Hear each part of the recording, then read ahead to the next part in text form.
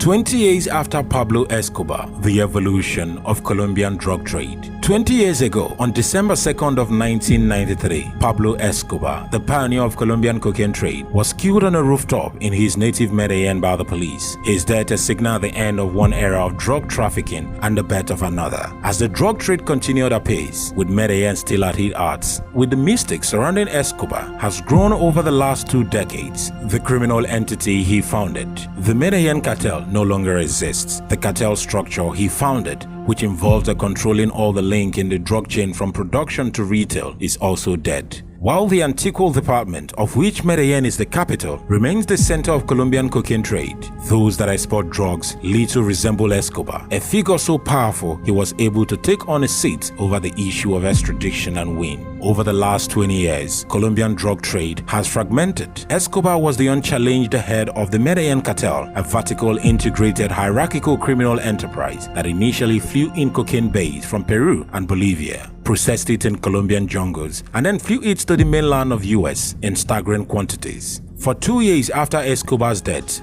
the Cali Cartel was able to continue operating with the same model until the leaders, the Rodriguez brothers, were captured in 1995. In 1995, the Colombian underworld underwent a mutilation. There was no longer a figure like Escobar able to rule over the cocaine industry and control all the different links in the chain. It was the epoch of the drug federations, like the North Devil Cartel, which had its roots in Cali Cartel, and the United Self-Defense Force of Colombia, a paramilitary army whose emergence and growth was facilitated by former members of the Medellin Cartel, most especially the Peps, the people persecuted by Pablo Escobar, a criminal group born in 1992. It was also the era of the Baby Cartel, many of which specialized in certain links of the drug chain or maritime transport, working together within the second-generation drug trafficking organization like the AUC. The Peps were formed after Escobar was killed. 2 important figures in the Medellin Cartel, Madrine Gerardo Mocada, Fernando Gliano in the cathedral. The prison had been built for himself when he surrendered to the Colombian authorities in 1991. These mothers led to the splitting of the Medellin Cartel, with a rebellious faction declaring war on Escobar and setting up the Peeps, a group funded with Cali Cartel money. The Peeps membership included the founder and key members of what was to become the AUC. The year 2006 was another watershed moment for the Colombian underworld. Competing factions of the North Devil Cartel was locked in a bloody war, and the AUC had demobilized a new generation of drug trafficking group, the Backrim, so named about the Colombian government. And after spashed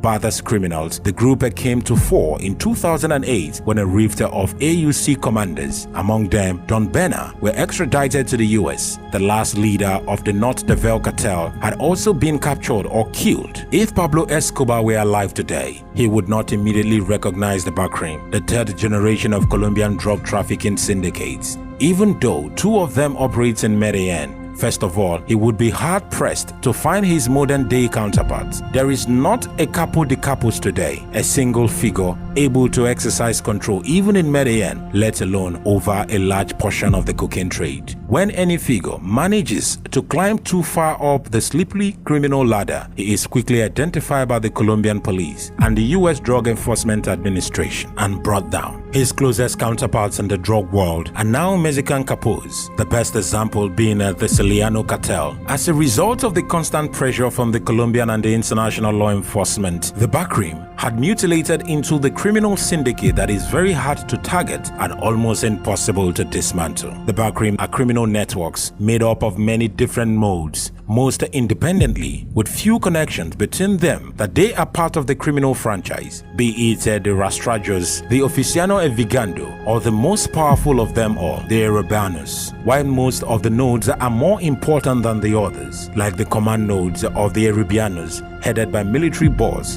Antonio Usiga. The removal of any single node will not necessarily lead to the fall of the other nodes in the network, nor will it result in more than temporal interrupting the flow of drug until the network reforms itself and fills the gap. The drug traffickers of today, some of them sons of pioneers in the trade who worked alongside Escobar, are more likely to be armed with an iPhone than an Uzi. One of the problems the police have today is identifying them. As the former chief of the National Police Force, General Oscar Neriajo, the architect of many of Colombia's improvements in the anti-narcotics intelligence gathering. He wrote, "The mafia boss have become practically invincible. Many of the nodes in the criminal network are individual drug traffickers with a small band behind them who use the backroom as protection and take advantage of the service they offer, including a control of internal movement corridors and ensuring departure points." It is not just the structure of today's drug trafficking syndicates that would make Escobar pause for thoughts while he earned almost all of his money from the export of cocaine. The backroom today have far more diversified criminal portfolio, engaging in extortion, illegal gold mining, gambling and micro-trafficking, dealing in marijuana and even syndicate drugs such as cocaine and the derivatives. Escobar never sold drugs to Colombian people for consumption. Now the backroom and their affiliates are flooding Colombian cities with a dozen array of illicit narcotics. Medellin is still the capital of the cocaine trade in Colombia, and this city had paid a high cost in blood for its unwelcoming title. During Escobar's days, the murder rate in Medellin was the highest in the world. Since then, the killings have been aborted, such as when the AUC took the city under Don Bena, with the most recent bout of fighting in the aftermath of Don Bena's extradition in 2008. From 2009 to July of 2013, an estimated 7,000 people were killed in the Medellin mafia wars, as different challengers sought to climb Don Bena's criminal throne as head of the Oficina Evigando to become the successor of the Medellin Cartel that Escobar founded. Now a criminal peace have been established in Medellin. In October, few years ago, Medellin registered its lowest murder rate in 3 decades, thanks to the truce negotiated in July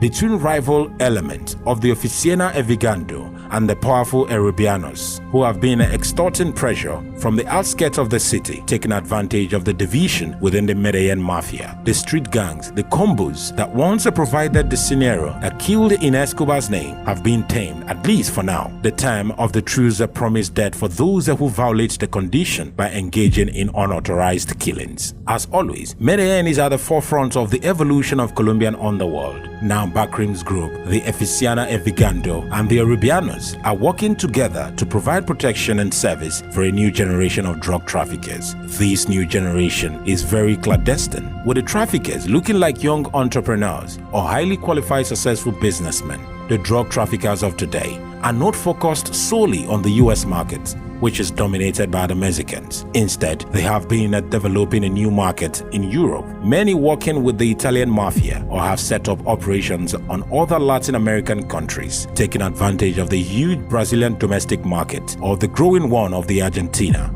Colombian organized crime has migrated abroad and taken its criminal enterprise with it. Colombians are arrested in connection with drug trades every day in nations like Peru, Spain, Bolivia, Argentina, and a host of others as it connects to issues of drug. The industry that Pablo Escobar pioneered has morphed so much over the last 20 years that even El Patron himself would not have easily recognized it, and the cocaine is still flowing around the world, especially through the Colombian route.